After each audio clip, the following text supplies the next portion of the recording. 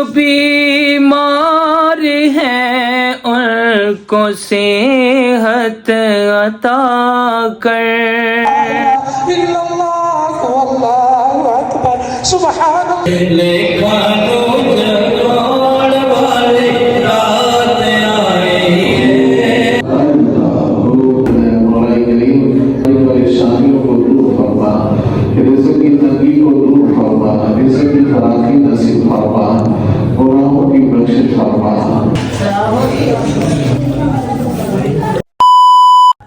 अस्सलाम वालेकुम जी, उम्मीद करदा सारे ठीक होणगे मेरे दोस्तों, मेरे बुजुर्गों, मेरे भरावो।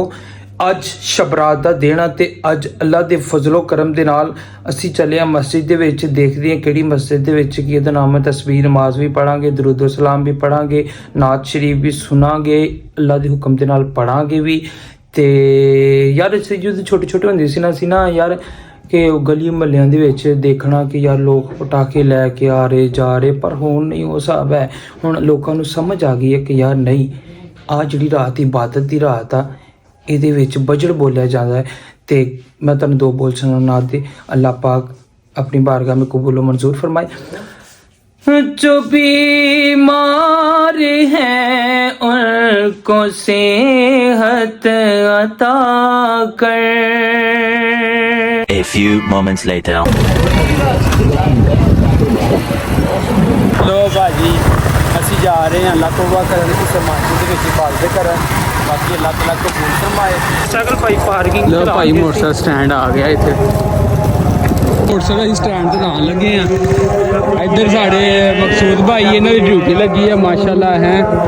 ਮੈਂ ਗਿਆ ਜੀ, ਇਹ ਭਾਈ ਉਹਦੀ ਡਿਊਟੀ ਲੱਗੀ ਹੈ ਸਟੈਂਡ ਤੇ ਜੀ ਮਾਸ਼ਾਅੱਲਾ। ਵੱਡਾ ਸਟੈਂਡ ਲੱਗਾ ਹੈ। ਮੋਟਰਸਾਈਕਲ ਹੀ ਮੋਟਰਸਾਈਕਲ। ਦੇਖੋ ਅੱਜ ਰਾਤ ਬਹੁਤ ਸਾਡੇ ਅਹਿਮਦ ਭਾਈ ਆ ਜੀ, ਇਹਨਾਂ ਦੀ ਇੱਥੇ ਮਾਸ਼ਾਅੱਲਾ ਡਿਊਟੀ ਲੱਗੀ ਹੋਈ ਆ। ਅੱਜ ਲੇਟ ਆਇਆ ਅੱਜ ਸਾਡੇ ਖੋਖਰ ਸਾਹਿਬ ਆ, ਇਹਨਾਂ ਦੀ ਮਾਸ਼ਾਅੱਲਾ ਡਿਊਟੀ। ਆਪਣੇ ਆਪਣੇ ਗੁਨਾਹ ਬਖਸ਼ਾਉਣ ਆਏ ਆ ਕਿ ਅੱਗੋਂ ਯਾਰ ਅੱਗੋਂ ਮਾਫੀ ਮੰਗ ਲਿਓ ਹੈ। ਸ਼ਰਾਬ ਦਾ ਬਿਆਨ ਹੋ ਕੇ ਹਟਿਆ ਹੁਣੀ। ਹਾਂ ਮਾਸ਼ਾਅੱਲਾ ਜੀ। ਬਾਕੀ ਅੱਲਾਹ ਖਿਆਲ ਕਰੇ ਤੁਹਾਨੂੰ ਨਾ। ਖੋਖਰ ਕਹਿੰਦਾ ਭਾਈ ਛੱਡਦੀ ਆ ਪੀ, ਤੋਬਾ ਕਰ ਲਈ ਹੈ। ਕਹਿੰਦਾ ਭਾਈ ਤੋਬਾ ਕਰ ਲਈ, ਜਿਹੜੀ ਬੋਤਲ ਤੇ ਮਾੜੀ ਰਹਿ ਜਾਂਦੀ ਹੈ। ਅੱਛਾ ਸਾਰਿਆਂ ਨੂੰ ਪੁੱਛੋ ਤੋਬਾ ਕਰ ਲਈ ਯਾਰ ਸਾਰਿਆਂ ਨੇ।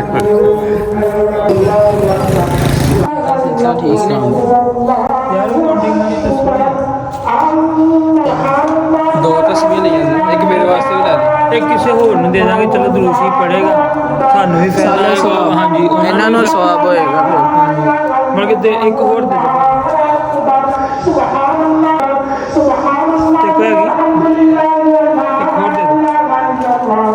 ਬਸ ਬਹੁਤ ਹੈ ਯਾਰ, ਬਹੁਤ ਹੈ ਦੇ ਲੈ। ਨਹੀਂ ਬਹੁਤ ਆ, ਰਹਿਣ ਦੇ। ਚਲੋ ਠੀਕ।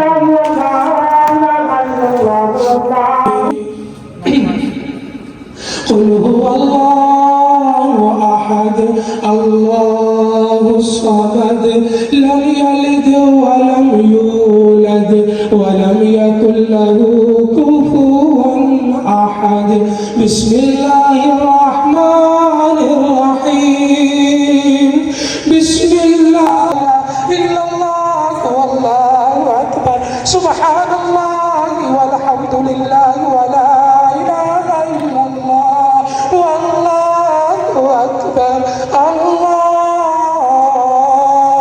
أكبر. 2,000 years later. صلى الله على النبي الكريم وعلى آله وصحبه أجمعين برحمتك يا أرحم الراحمين. अब सलात तस्बीह का तरीका जो है वो समाअत करना। कराने वाले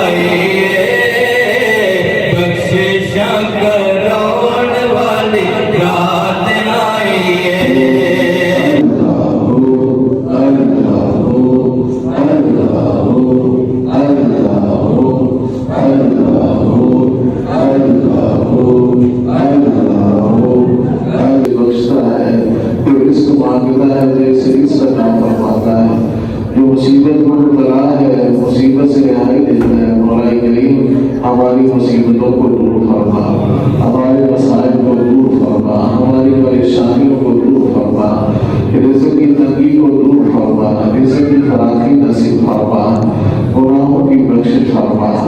या रब्बल आलमीन, जो बेजा कैद में है उन्हें रिहाई अता फरमा। और करीम जो बेजा मुसलमानों पे जुल्म हो रहे हैं उन्हें जुल्म के शिकंजे से निजात अता फरमा। कुफारो और यहूद को बर्बाद फरमा, कुफारो और यहूद को बर्बाद फरमा। सहरी कर ली यार, हम ताजी बात रोजा भी तो रखना है। चलो ठीक है।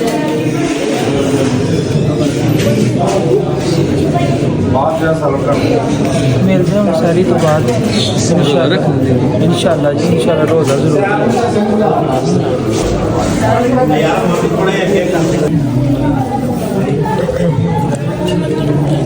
भाई माशाल्लाह अल्लाह तौबा भी कर ली, इबादत भी कर ली। अज तुहानूं पता किन्ना मुबारक वाली रात सीगी ते लंगर लुंगर भी कर लिया वा, सैरी भी कर ली। कल सब रोज़ा रखिया ही है लो जी, कल सब ने रोज़ा भी रख लिया। अल्लाह खैर करे।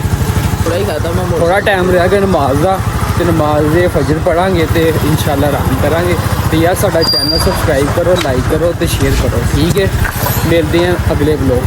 अल्लाह हाफिज़।